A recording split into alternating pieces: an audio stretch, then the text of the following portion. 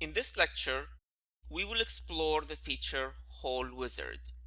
Hole Wizard enables you to make a variety of slots or holes, threaded or not, that match well-established industry standards. To illustrate this, we will create the following model. You can download this drawing from the download section linked to this lecture. To create this model, our plan will be quite simple. We will first create the bigger cubicle shape, then we will use Hole Wizard to create all the holes shown.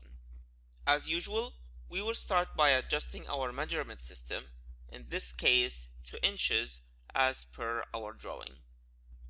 So let's go ahead and get started by creating the bigger cubicle shape. I'm going to select the top plane for this, and in Sketch I'm going to start by sketching a rectangle.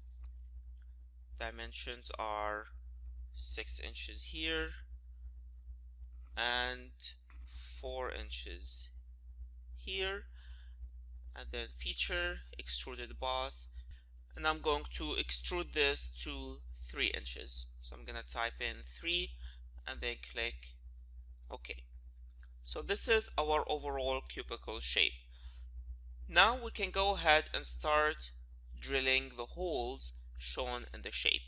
And for this, we're going to use the Hole Wizard shown here in the Features menu. So let's click on it. When we click on it, we will see a lot of options shown on the left. And those options illustrate our standards. So we're going to go ahead and create hole A, which is the first hole we have. So looking at the information given for hole A, first the standard, it says ANSI inches counter bore. So we're going to take the last word first, counter bore, and look for that in the holes type. If I hover the mouse over the first one, you'll see the words counter bore, which is what we want. So let's go ahead and click on that. So now we have selected counter bore. Our standard is ANSI inch, so we go to standards below the hole type and check out the menu and look for ANSI inch, which is the first one. The type is binding head screw, which is the type shown here. Size, if we go to size, our size is 10, so we're going to go and select 10. The fit is loose, so in fit we're going to select loose, and the end condition is through all, so end condition is here. We're going to select through all. So now we have adjusted the whole standard as we want, which is shown in the drawing. This is the first step. Second step is to position the hole in the locations we want. So in hole specifications, next to type on the top, there is another tab that says positions. So we're going to go ahead and click on that. Now all our positions, or all the holes we have for hole A, there are 4 of them, and they're all located in the top surface. So first I'm going to select the top surface, and when I select the top surface, it will become just like a sketch plane. So now our sketch plane for the holes is the top plane. So let's first adjust our view to be facing that surface, and then I'm going to drop the hole in an approximated position, let's say here. So now I have the first hole. Positioning the holes in Hole Wizard depend on points. So if we look at the sketch menu, you'll see this toggled on, and this is basically points. So whichever point we have in the sketch will be replaced by a hole. So now that we have our first point, we're going to go ahead and dimension it as per the drawing, and the hole is located 1 inch from the top edge and 1 inch from the side edge. Now we want to copy the same hole to the right side and also to the bottom side. So instead of creating new points, I'm going to go ahead and use mirror feature. So I'm gonna first create center lines. I'm gonna create one center line like this and another center line like this, and I'm gonna use mirror entities. So I'm gonna select mirror entities. Under entities to mirror, I'm gonna select this point. This center line was automatically selected. I'm gonna delete it, and then I'm gonna mirror it about this vertical line. I'm gonna click OK. Now this hole was mirrored to the other side. Again, I'm gonna mirror those two holes to the bottom side. I'm gonna use mirror feature again. I'm gonna mirror this point, and I'm going to mirror them about this horizontal line. Click OK. And now we have a preview of 4 holes. So those are hole A's. If I click OK, the 4 holes will be generated. So I'm going to go ahead and create hole B. This time I'm going to go a bit quicker since we already know the basics. I'm going to select hole wizard. Hole B is countersink, so if I hover the mouse over the second option, it says countersink. So I'm going to select that. The standard is ANSI metric, which is already selected. The type is flathead screw ANSI B18667M, which is already selected as well.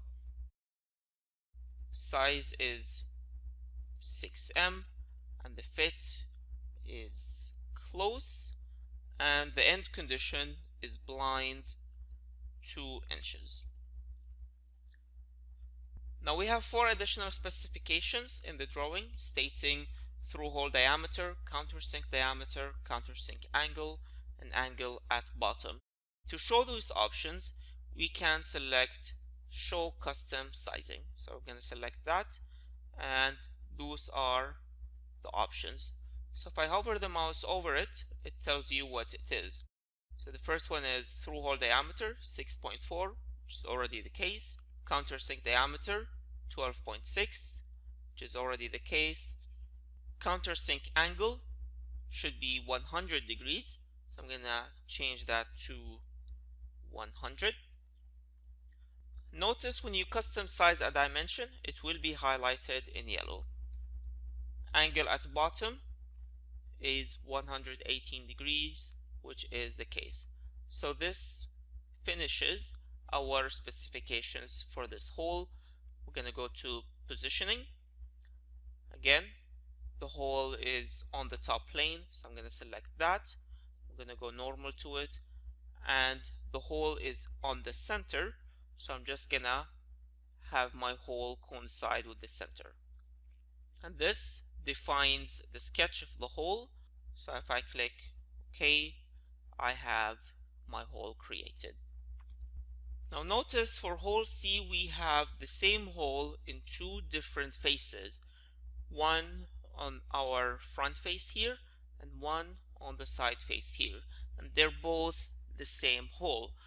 So we're going to go ahead and create those. So we're going to go to hole wizard. And this is a straight tap hole. So we look for that. This is just hole. This 4th option is straight tap. So I'm going to select that. Now whenever you customize a dimension, which we did in the hole before this, hole B, and then you go and create another hole, it will give you this message to keep or reset the custom sizing. In our case, we just want to reset it.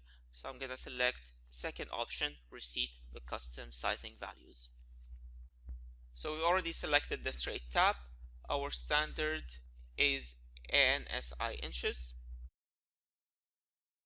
The type is bottoming tapped hole.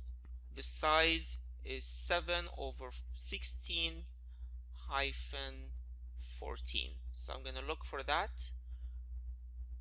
7/16-14. End condition is through all.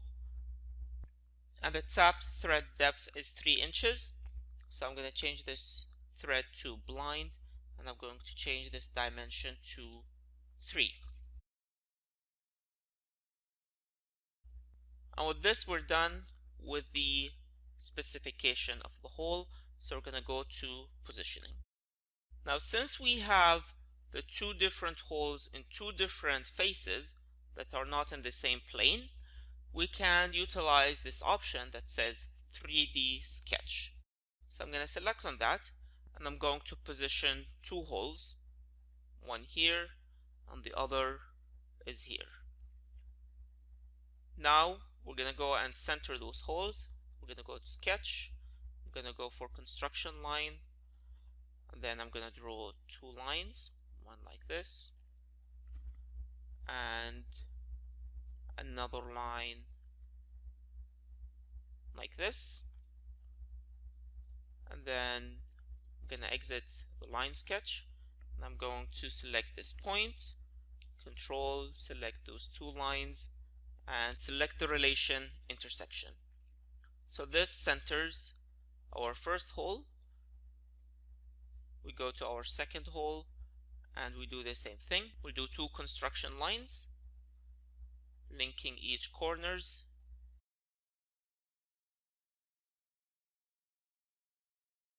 and then we're going to add the relation to center the hole. And now we have fully defined our 3D sketch. Now, just a hint on the side, whenever you're dealing with 3D sketches, for now we're sticking with simple lines. Make sure those lines intersect set points in your overall shape. So all our lines here intersected corners from the cube, and the point indicating the hole was in a specific surface. Always keep that in mind, because otherwise 3D sketching can get very confusing. It can easily get out of hand as well. So now we have positioned our holes. We're going to click OK. And this finishes our demo of creating holes. Now, just one extra small piece of information. If I go normal to those faces, so if I go normal to this top face, you will see this dotted line. This dotted line basically indicates threads, which we have just implemented threads for our side holes. So while we're here, you can go ahead and start experimenting a little bit with the hole wizard.